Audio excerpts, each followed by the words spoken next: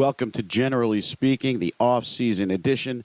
I'm your host, Angelo Fioris, also known as at NJ_Generals on Twitter, part of the USFL Today. Follow me and the at USFL Today account on Twitter for all the news, notes, and information about the USFL. No one covers the USFL like the USFL Today. All right, Generals fans, I'm thrilled this week. I have a great guest, someone I've been wanting to talk to since before the inaugural season, but we've got him now, and I'm happy to join the Generals general manager, the general manager of the Generals. That's a tongue twister for you, Mr. Billy Devaney. Billy, welcome to the show. Angelo, how you doing, my man? I am doing great, Billy, and I'm doing even better now that we get to have you on the show to talk to us and get to know you a little bit too. So I'm glad you're here. This will be great, man. The more we talk about the Generals, the more excited I get. And I'll tell you what, we got so much stuff going on right now. I know we're only just about the halfway point of the NFL season, but I talk to Coach Riley probably about 3 or 4 times a day, and it's like we keep saying, "Do you realize? We're reporting in about 5 months. We got to get this stuff going." And it's even though it's the off season. The offseason is in full swing, and I'd love to talk to you more about that. It's coming fast. We were talking with some of the players over the last couple of weeks, and I said to them, guys, Thanksgiving's going to roll around. It's going to be the holidays, and then boom, we're at January, and camp will be weeks away. So it's not as long an offseason as it might seem like on the surface, right? No, definitely not. And there's so many moving parts to this. There's pro scouting to do. There's college scouting that we're involved in, putting our team together, coaching staff. We've got a lot going on. Us and the other seven other USFL teams. So it is nonstop. There really isn't an off season in football on any level. Yeah, you're right about that. And I got to tell you, we as an organization covering you guys have been busier since the season ended than we kind of were when the games were going on. And it's great. We were wondering where off-season content was going to come from, but you've provided plenty of it. I got to tell you that. Well, that's what we're here for, man. The biggest thing that we're dealing with now is putting our team together. And our coach, fortunately, and we'll get into this some more. We've got Mike Riley's done a great job putting a staff together that, besides just being the on-field coaches, that they are really into the personnel side of football and putting the team together. So it's awesome on my end, because that's where I come from, the personnel side, and working with these guys. It's been tremendous. It's been nonstop. I mean, it's great, but there's a lot that goes into it. Trust me. Well, I'm sure there is, and we'll talk more about that. But just to backtrack a little bit, that almost the day after the season ended, the Generals immediately began signing free agents. And it seemed like for like the first 2 weeks after the season ended, the only team signing free agents was the Generals. I believe you guys had 9 or 10 players under contract before any of the other teams started announcing any signings. Now, what was that? You guys already have that plan in place and you were just being super aggressive, or were you just saying, hey, let's just go forward? No, a little bit of both. Fortunately, we did a good job during the season establishing relationship with a lot of the agents that are out there. And basically, you know what, Angelo, we kind of not sold them, but just emphasized, listen, if you guys come here, we want your players. We want players that are going to win games for us, but we also realize what we're here for. We're going to do our best to try to get their foot back in the door in the NFL. That's what these guys are here for. They want to play and win games and all, but they're hoping for that second chance. And they saw how aggressive we were. We worked, me and our coaching staff, we put in a lot of hours making calls and trying to help our guys get into mini camps and training camps. So we had agents basically calling us and saying, would you sign our guys, give our guys a chance? So we had that going for us, heading into the off season. So it just kind of made it easy. All of a sudden these pretty good players started materializing. We said, shoot, we'd be crazy. We got to jump on these guys now. So that there was a little bit of a plan, but it kind of worked in our favor that we and the 7 other teams did a good job too now getting guys into camp. So Sure. That helped us a lot signing free agents once the season was over. It was pretty amazing to watch because once the Generals led the charge, then the other teams got involved and started signing players. And I began to start speaking to some of these players. And it was mutual, what you just said before, Billy, which is we'd be crazy not to grab these guys. The players have said to me, conversely, I'd have been crazy not to sign the deal with an established team that wants me, that sees a vision for me. So kudos to you guys for being able to paint the picture for these players and establish the kind of culture they want to be part of. Well, the other thing, Angelo, and like I said, our coaches were tremendous. The other thing, we had a pretty good team last year. It just still pisses me off the way the season ended. Me too. Oh my God! You want to really get me in a bad mood? I don't even want to go there. But we'll skip that for now. Yeah. That being said, our players are we think we got some pretty good players, but they love football and they want good guys on our team, and they want to get back to the playoffs and make amends for the way the season's been. So these guys talk. What I'm saying, like we've talked to these free agents. They're not just going to go by, we're going to give them a sales pitch and explain, but they're also going to talk to our veteran players and talk to some of the guys on our team. And our guys are like, hey, listen, these guys are not going to do you wrong. It's a good locker room. We're here to win. We're going to work hard, have a good time along the way, and win a lot of football games.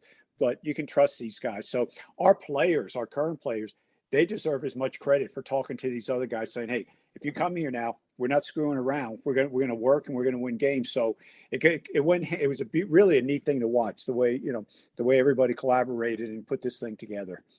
That's pretty impressive. And Coach Smith said to me that he felt at times like he's sort of in the college recruiting game again, in a lot of ways, in trying to get some of these younger players to consider the Generals for next season. It was because they have options. I mean, they're free agents. They could say, well, I kind of know this guy at this team, and I got a buddy over here, and why should I sign with you? And so there is a recruiting part of it. We can explain their position, where they stand on the team, what the opportunities would be. But right up front, they realized we weren't going to BS them. If we had a running back coming in, so you got to understand, we got some good running backs here now. It's not like you're going to stroll in and be the number one guy. If you can get some playing time and compete with Trey and Vito and Kingston Davis, then come aboard. But we were completely honest with them, and they appreciate that. They know exactly where we're coming from, but you are recruiting. You're recruiting against 7 other teams. You're recruiting against another league, and so Steve and let me tell you, we struck gold with Steve. Now Steve Smith is an unbelievable recruiter, and he's wired in to the players and the agent community. So that is a big plus having Steve on our side. I'll tell you what, every one of the players, and I've spoken to a good majority of the new signees since the season has ended, and almost every one of them has said that when Coach Smith started to paint the vision for what the team sees for these players, right, they were starting to see it too. And that's when you guys got the buy-in, because Coach Smith is so convincing in what he, provides the players in terms of guidance, coaching, and being able to articulate that to them. Yep. And again, there's a trust factor. It isn't just a sales pitch and, oh God, I can't believe this guy felt. Not at all. He's completely honest and upfront, and these guys know that. Listen, Angelo, when you get to these guys, and for the most part, these guys have been through it once or twice. These aren't high school recruits that they kind of know the drill.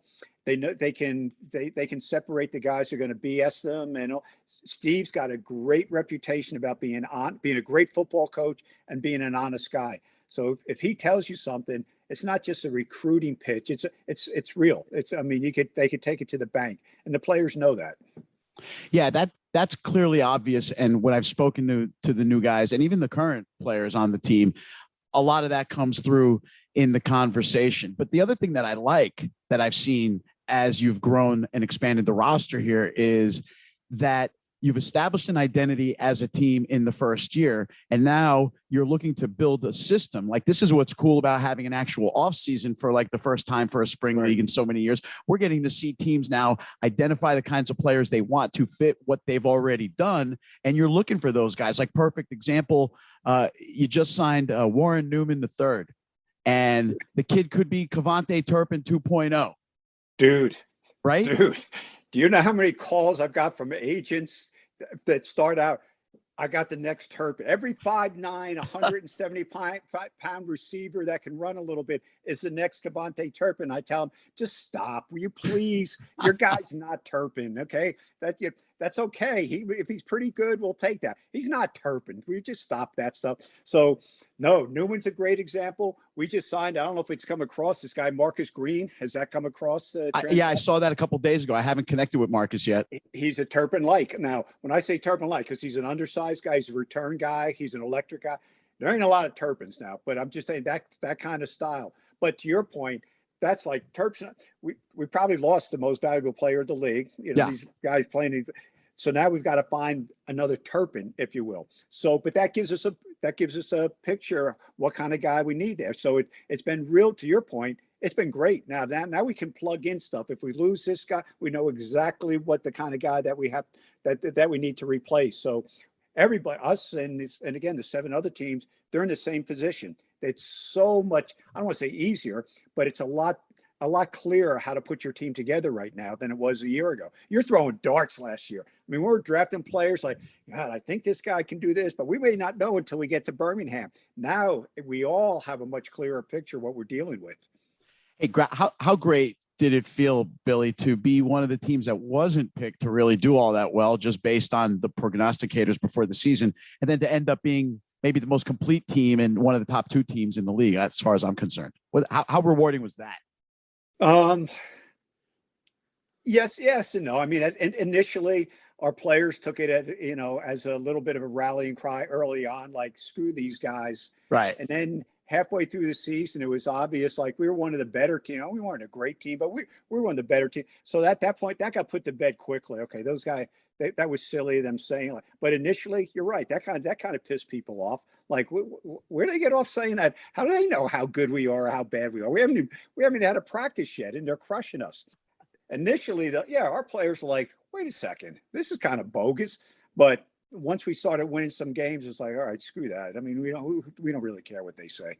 Yeah, it didn't take long for the perception of the team to change it to what it really was, the reality of it. And I think people still wanted to deny around week 6 or 7 that this is probably the best team in the league, if not number 2. Yeah.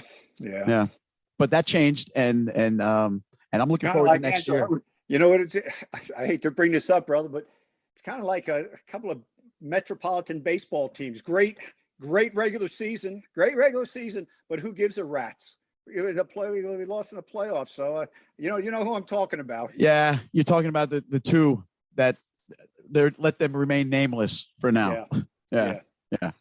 So I mean, no one cares what you did once you get to the show, right? And the show is what matters. And I know and that's the goal for next year, is to get back to the playoffs and then advance to the championship game and win that, isn't it?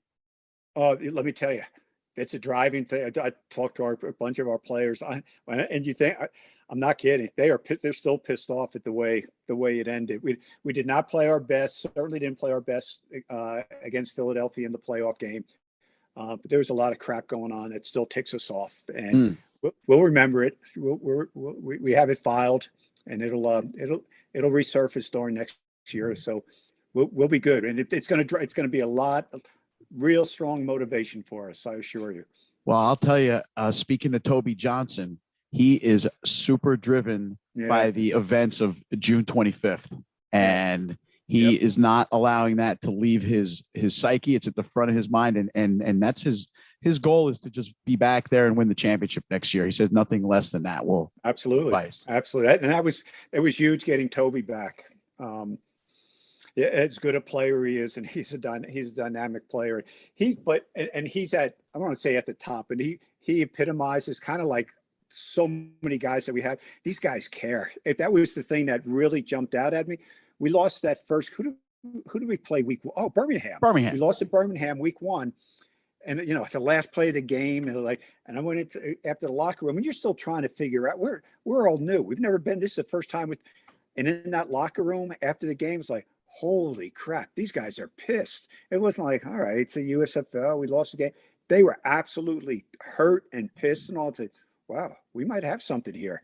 Right. And it means, so my bottom line, it means something to these guys. I mean, it really winning it. Our team, and I know we're not the only team. It really mattered. They're competitors, and they want to win. And I think we got a lot. I think we got a lot of guys on our team that feel the same way as Toby does. They want to compete on Sunday. They want to win, and when they come up short like that, I mean, it drives them. I mean, I think we've got Angelo. Shoot, you probably keep better track of it than I do. I Yeah. think we got like almost like 80% of our roster under contract for next year, Yeah. which is really ahead of the game compared to the other teams. So we're not going. We'll have competition. I mean, we're going to lose a couple of guys. We know that. Like Turp is going to stay. You know, is an NFL player now. Yeah. So we'll have some competition at spots, but for the most part, we'll have the bulk of our team back, which is a good thing. Which we want them back. It wasn't like we have to keep these guys. We want to keep our team intact. Yeah. And having that continuity now, you're entering a situation here similar to an NFL team entering a camp where like the bulk of the roster is sort of in place, and you got guys fighting for 5 to 7 jobs, 4 to 8, something like that. So this isn't going to be much different, even with the potentially expanded rosters for next season. Correct. That's a great point. And again, we know our roster year 2. There are guys, we're going to call them bubble guys that need to step up. There's going to be competition. You know, we'll just use receivers. There are going to be a couple of spots open there. So we want to look at some of the younger guys that were here last year. If they come back and we start going through camp and there's not a whole lot of improvement and they are what they are, we'll say, you know what? We got to move on. We were hoping it, but I don't think that's going to be the case. And I'll use this guy because I love this guy. And I talked to him about Randy Satterfield. Yep. Randy was a young kid last year. In fact, he's going to go down in history. He scored the first touchdown in the history of the USFL. Randy's from a small school. He's kind of a raw, big, fast guy. And he was good. He did some things last year. I would be shocked if he doesn't make a huge jump in year 2. And he's got size, he's got speed. For a big guy, he's a good route runner. But he's the kind of guy that is we expect to take a big jump. Now, if Randy is Randy from last year, and it's a little bit inconsistent, and one of these, and he knows the drill, and I've told him there's going to be this is pro football, it's professional football, and every year there's going to be competition. So we feel good about a bunch of those guys that we expect to take the jump in year 2. But to your point, we know who they are, and we know their strengths and weaknesses now. And if it gives us a better understanding and what we're looking for, and if it's not working, say, listen, this is 2 years in a row. He's still making the same. I'm not using rent. This so and so is still making the same mistake.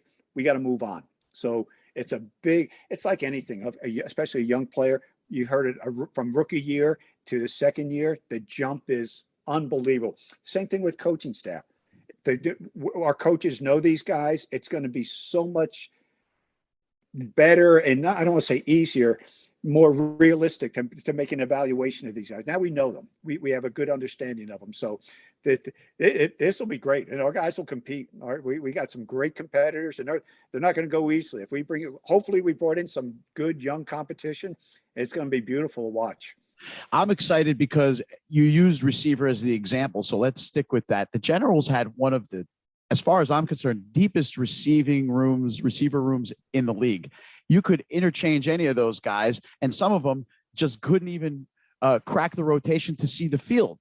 You had guys like Jamon Moore, who couldn't get on the field and was super talented. Alonzo Moore had his stretches.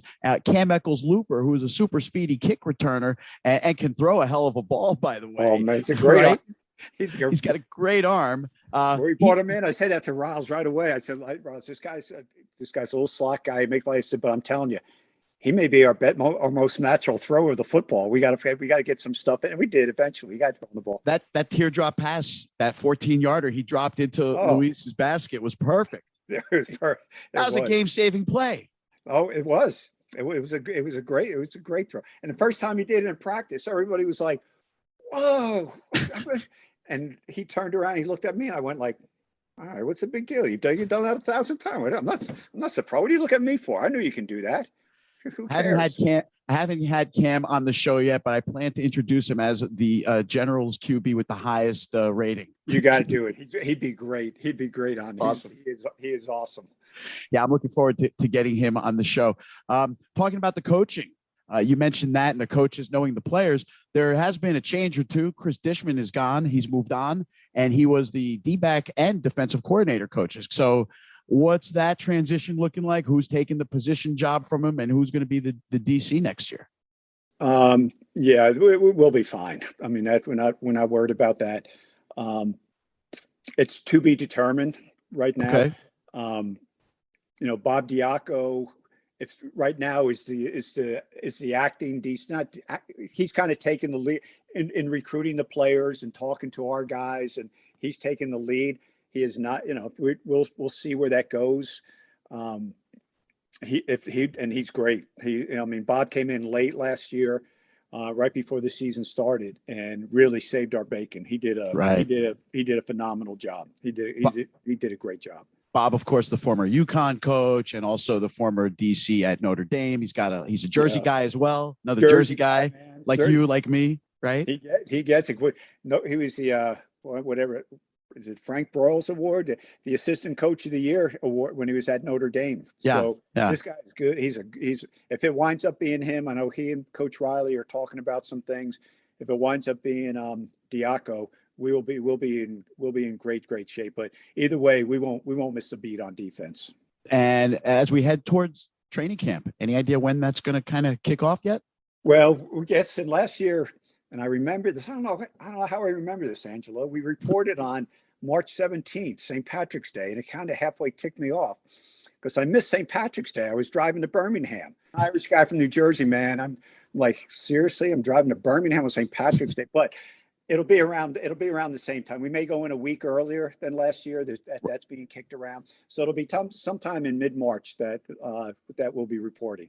Okay, are they going to maybe have a preseason game or two just to get the kinks out? We did last year. Remember, it was kind of like a controlled scrimmage. Oh, right. So I'm sure it'll be something along those. It'll be the same type of thing, whether it's called a preseason game or a controlled scrimmage. There'll be something at least one. I'm sure that'll be the case. All right. And is there anything else up the sleeve of the league that you can hint at or tell me that we can tease the fans with? Like, will there be games outside of Birmingham next year? Man, again, you're wired in more than I am, man. You talk to all the heavy hitters. I'm just a peon. You're the heaviest hitter I've had on the show. I don't know. I didn't hear that one. I know that the sites are still being talked about. Right. Whether all 8 teams are going to be in Birmingham.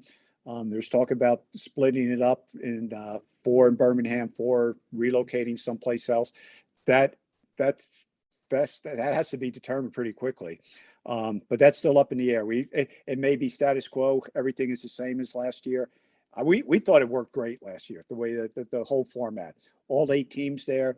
The facilities were great. We were at Miles College. It was beautiful. We shared it with Pittsburgh. It worked out great. So if it winds up being the same as last year, we'll be thrilled. Right. But like even our players will call and say, any word on where we're going to be yet? And say, no, they're still working it through. They've got some possibility. And they're like, we don't give a crap. Just have the equipment out there. Just tell us where to be. We'll show up. We take the same approach. They're asking me like I know anything. Yeah, exactly. I'm trying to ask you. Yeah. Here's a question for you. Luis Perez back next season or no? Yeah. I talked to, he's got a real good agent, a friend of mine. That Howard Lewis in St. Louis. That's really, really good. And Luis went to camp with the Rams this year. He's still kind of hoping that he gets a call, may wind up with either in a practice squad, gets another shot in the NFL. If that doesn't happen, then he'll think about playing again, in the spring league. So we love Luis. If he decides to do that, we'd welcome back with welcome arms. But we got Laletta under contract. We got DeAndre under contract. We got Neal now. We got Neal down. So we're okay there. But Perez, I can't say you know the work that he did. We brought him in. What, I don't know, right before the start of the first April game. 1st, you signed him. Yeah, and he I mean, we wouldn't have accomplished what we did if we didn't have Perez there. So I think the world of Perez, whatever he decides, I'm a Perez fan. We're all in it for him.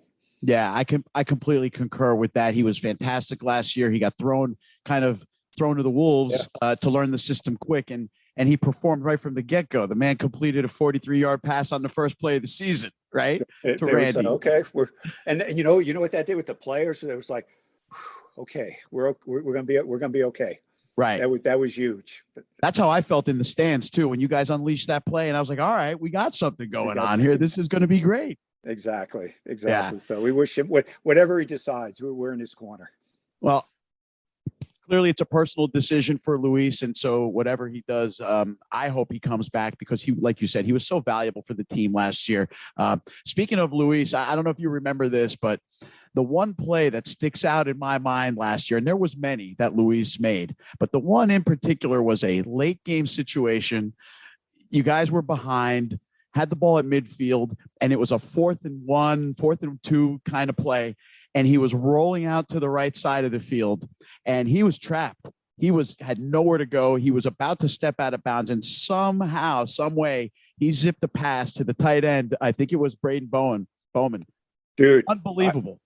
Yeah, but you're being kind. It really wasn't a zip. I mean, he threw it out. He shot putted it. Okay. It was like, where was he throwing it? Well, he threw it like, I think it was it Bowman or was it Woody? It was either Brandon or Bowman. It was one. It's like they shouldn't have even been there. When we looked at it, like, what is he doing? There was like 2 guys almost next. You're right. It was up by our sideline. It was in front of our bench, and right in front of you guys. Oh my God, we first of all, it was great. You're right, by Luis, and then the catch and run was like, holy crap, we're gonna win this game. Yeah, that was another game-saving play. You guys don't convert that game's over too. It's over, dude. Let me tell you, we had a pretty good. We had a pretty good team, but there were a couple of games like in that one and I'm up in the box with Diaco, with Z Rollins, the quarterback coach, and when that happened, when the final whistle, we said, you gotta be kidding me. We just won that game. Wow. How did we win this game? There was a couple like that. The Houston game was like that. The Houston game was crazy. Like, seriously, we just won this. We're going to win this game. The Houston game looked. You're right. That was an unbelievable play by Perez. Yeah. That play is the one that really sticks out to me. And then of course, we talked about it already. Cam's teardrop pass into Luis's breadbasket there. Yep. That was another game-saving play that kept the drive going. And then of course, we kept saying to Cam during the week, Luis, you run it during practice, and Cam would just throw. He's wide. No, he's at practice. He's wide ass open. And like, Cam, throw it, man. Just give it. And he'd be so careful. He said, just throw the dag. And in the game, he did the same thing in the game. He just dropped it in there beautifully. So looking forward to seeing more of that kind of creativity out of the coaching staff. You guys did a good job, I thought, of being creative, even though you were so run heavy. There was all kinds of different looks that you were given, and you had so many different kinds of talents to hammer teams with, like the offset of Trey Williams and Darius Victor. You got 2 completely different kinds of running backs there. Yeah. It's hard to defend when you got a mix like that. And that was, you're right. And talking to teams either after the game, you go back to the hotel and the opposing, I talked to the other general managers, and they all said the same thing. You got kind of exactly what you're saying, Angelo. You guys are tough to defend. You want to load up. You got to stop. First, you got to stop the run, and then you got tight ends that could catch and get open. And then you do enough throwing the ball a little bit downfield. You make us cover the whole field, and we got some speed. We got some speed on defense, on offense, and defense, and defense, and the 2 running backs. I mean, Trey and Vito were tremendous, but I got to tell you, you got to watch. You got to be ready for this kid, Kingston Davis. He didn't really get active. It may have been active for 1 game and didn't really play. But he's playing behind Trey and Vito. This guy Davis, watch him this year. He is the real deal. That's my little nugget for you. Kingston Davis is going to be a monster. Watch that name in camp, huh? Definitely in camp for sure. And the season. He's the real deal. Wow. Really, really exciting stuff. Billy, is there going to be a draft? Right now there's scheduled to be a college draft. I think sometime in February. Okay. And like I said, that's part of my day as I've been driving to colleges, as far as Clemson, South Carolina, Georgia, down to Florida, and all. I'm looking at I'm doing a bunch of college scouting and getting ready for the free agent draft also. So this is a beautiful time. It's all personnel stuff right now. Fun. Man, I'm following NFL cuts, guys that were either let go from practice squad or weren't on a practice squad coming out of training camp. We're all keeping tabs on those kind of guys. So, this roster thing is fluid, man. We're gonna continue adding on to it as the months go by. That's fantastic. And that waiver wire is like a lifeline for you guys. Oh my gosh. And you know what? We could talk forever. I'll go. Yeah, it's okay. You know what? I got to keep not me. We're keeping track. If a guy in the NFL is in training camp and he's in an NFL camp, okay, he gets cut. He doesn't want to hear from the USFL right away. His dream just got crushed. Okay. Yeah. So now he's going to sit back for a week or two, see if he winds up on somebody's practice squad. Then he's going to wait a little bit and see if his phone, he gets on the workout train. He's going to be flown around. And okay, after a month or two, his phone stops ringing. I'm not on a practice squad. I'm not really getting any interest. Maybe I should look into this USFL. That's kind of the stage that we're entering right now. There's a lot of guys that their phone hasn't been ringing since they got cut. And it's like, all right, I got to do something. I need to go. This might be my best avenue to get back into. So they're the guys that we're starting to zero in on now. And they're real guys. These are they're good players, right? They're good players from major college that were one step from, away from being a practice squad or being a 53 guy. So they're the guys that we're keeping tabs on right now. That's fantastic. And it's good to understand from our perspective, like what's the process like for you guys and what you're doing to bring in players or at least to pay attention. Some people right away in the league say, hey, when these guys get cut, give them a call right away and tell them that we're interested. And I said, no, we're not going to, don't call. They're crushed. They don't want to hear from them. They don't want to hear from the CFL or they're so down right now. Just, you got to give them time to breathe. There's a process. Let them go through the little process. And if they're out now, they're sitting out there for a month or two and nothing's happening, then let's call and say, okay, listen, if nothing else, and here's the beauty of our league, Angelo. Yeah. We could sign a guy that was released by the Giants. Okay. We can sign him tomorrow. If the Giants called him in 3 weeks from now and said, we want to bring you to the practice squad, you go to the practice squad. You're not locked into our team. If an NFL team wants to bring you in, even for a workout, go and work out for the Giants. If they want to sign you for 3 or 4 weeks and then come back to us. So they have a pathway back to the NFL at any time. So you're not looking to restrict guys. Obviously, No. We've known that from the start. But this is even better. They can kind of flow back and forth fluidly. Absolutely. On the contrary, we want to do everything we can to help those guys. That's best for us. It's best for the players and it's best for our league. So that's the beauty of it. These guys can, like I said, they're not locked into the USFL. If there's a pathway to an NFL tryout, a camp, anything, they're free to go at any point. Yeah, you want them to have that chance. Absolutely. Exactly. Yeah, that is great stuff. You said you've been on the road a lot recruiting. Where are you now? Are you in Jersey right now? Dude, no, I'm in Swanee, Georgia. Oh, are you really? That's my home for you. Yeah, that's my home base. No, all right. I did get to go to each USFL team has been assigned 4 NFL teams that they're responsible for. So when I write report, I'm following players. I'm following for the Generals, but I'm also submitting names for the league also. So the 4 teams that I had we're New Jersey. So it's the Giants, Jets, Buffalo Bills, and the Patriots. So I had a chance over the summer to visit all 4 training camps. And it was awesome. I did Buffalo and New England. And then 2 weeks later, I went up and did the Giants and the Jets and just timed it where I got to spend like 6 days down the shore, down in Manasquan. Nice. Yeah. So, what can I say? It just turned out that way. So and it was great. It was awesome. And it's great for me. I know all these kids, these general managers, all they were little slappies when I was working, and now they're running teams. It's beautiful to see all these kids in a position of authority like that and doing an unbelievable job. Guys that you mentored and kind of came up underneath you in certain places. Fun. And just like, hey, who do I talk to? And how do I go? What's the quickest way to get from Mississippi State to and now they're running all these teams, and it's awesome to see. It's just a beautiful thing. That's pretty cool because that's, I guess, equally as rewarding as seeing a Cavante Turpin make his way to the Dallas Cowboys. It really is. You know what? And most of these guys to get in that position, they've worked their butt off. I mean, there's no easy way to do that. I mean, you're not kissing anybody's butt to get that job. If Yeah. you're not a worker and a grinder and love scouting and getting your hands dirty and doing all, you're not going to be in that position. And certainly not to survive. So these guys that have that job now, they deserve every ounce of admiration for paying their dues, if you will. They've all paid their dues along the way, and it's really, and they're football guys. That's what Right. they're not, and nothing against salary cap guys, whatever, but they're football guys. They're down and dirty. I've watched film. I've had to interview the weight coaches. I had to do all the crappy stuff. They've earned their way to get into this spot, and it's really cool to see. That is fantastic. And I'll leave you with this. How cool is it to see Terp having great kick returns week in, week out for the Cowboys? Oh man, I love it. I love it.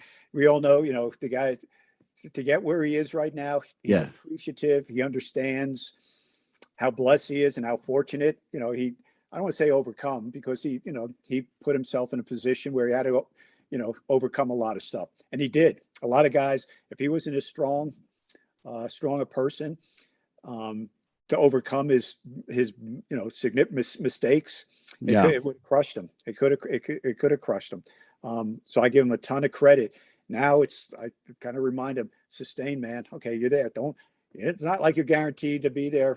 They could let you go next week. I mean, the NFL is good. I mean, he's the fifth receiver. Now he's doing a dynamic job as a return guy. So you'd have to think he's, if he's in a pretty good spot, but just every day go after it. And I talked to him a couple of weeks ago. I said, man, I'm tired. I'm tired. I said, no, you can't be tired. You're Turpin, man. You're you might be the 52nd or 53rd guy on the roster. Ezekiel Elliott could be tired. Right. That could be tired. Turpin can't be tired. They'll find somebody else somebody else that's not tired will come in and take your ass. So Terp can't get tired. You got to get going. He doesn't have that luxury. No. So no, but that's awesome. And to get back to our guy, Steve Smith is the one. He stood on the table. I think Terp was our first receiver that we took, right? I think that was the first pick. I believe that was your first, in the receiver round, right? In the receiver round. And it was all because of Steve. He came, and I love the returns. I said, we're going to be, whatever you can give us as a receiver, but we've got to be good in the return game. And Steve stood on and said, Steve, there's some stuff now. And he said, talk to this guy. So Steve completely sold me on Terp and so Steve Smith deserves all and I told Terp all the time, you count your lucky stars. You had Steve Smith in your corner, because if it was me, I would say, screw that. I mean, we ain't going to deal with that. So Steve deserves a ton of credit for Terp. Well, that's pretty amazing. And I love how you guys spread the credit around from the players who will walk through walls for their coach, to you who entrusts your coaching staff so much to get the job done and do what you guys have planned to do. It's impressive to see, and I love what you guys have put together, and I can't wait for next season already. Man, you got me jacked, man. I'm telling you, this is gonna be awesome. You know what we'll do? What? We win this freaking thing. We'll meet down at, we'll have a victory celebration down at Bar A in Belmar. There you go. Now you're talking. Bring the whole team down there. They won't know what hit them. I told Riles that when we first started this thing. Now I said, listen, we're going to wind up in New Jersey eventually. We thought maybe there was a chance this year, but we're going to be located in New Jersey. I said, staff meetings down at Bar A in Belmar, man. Yes. That's where we're going to be. So I'm only 20 minutes away, Billy. There you go. You're invited. Excellent. I love that. I hope I can make it to the draft and cover that. That's my goal. Good. So whenever that transpires, I hope that we can meet. But really, we could probably keep doing this all afternoon, right? I could. Let's save some stuff for another time. It is a kind of a long off season, not as long as we think, but we should round up again as we get maybe closer to camp, maybe when the new year rolls around. I appreciate all your time. I'm glad we're able to do this, and I look forward to having you on again. Please stay in touch, will you? Oh, shoot. Anytime, Angelo. I love it. Thank you so much. General Manager of the New Jersey Generals, Billy Devaney, our best guest so far. Generally Speaking, we'll be right back. Don't go away. Welcome back to Generally Speaking, the off-season edition. I'm your host, Angelo Fioris, also known as @NJ_Generals. I truly enjoyed having Billy Devaney on the show. It's great when you can speak to somebody that far up in the organization and he can share some bits of information with you. He alluded to the fact that the Generals are getting close to announcing who their defensive coordinator is going to be for 2023. Billy also mentioned that they are still on the lookout for high quality players and they are scouring the college ranks and the pro ranks to find the next group of Generals who are going to add some competition to this training camp. I really liked how high Billy is on Warren Newman the third.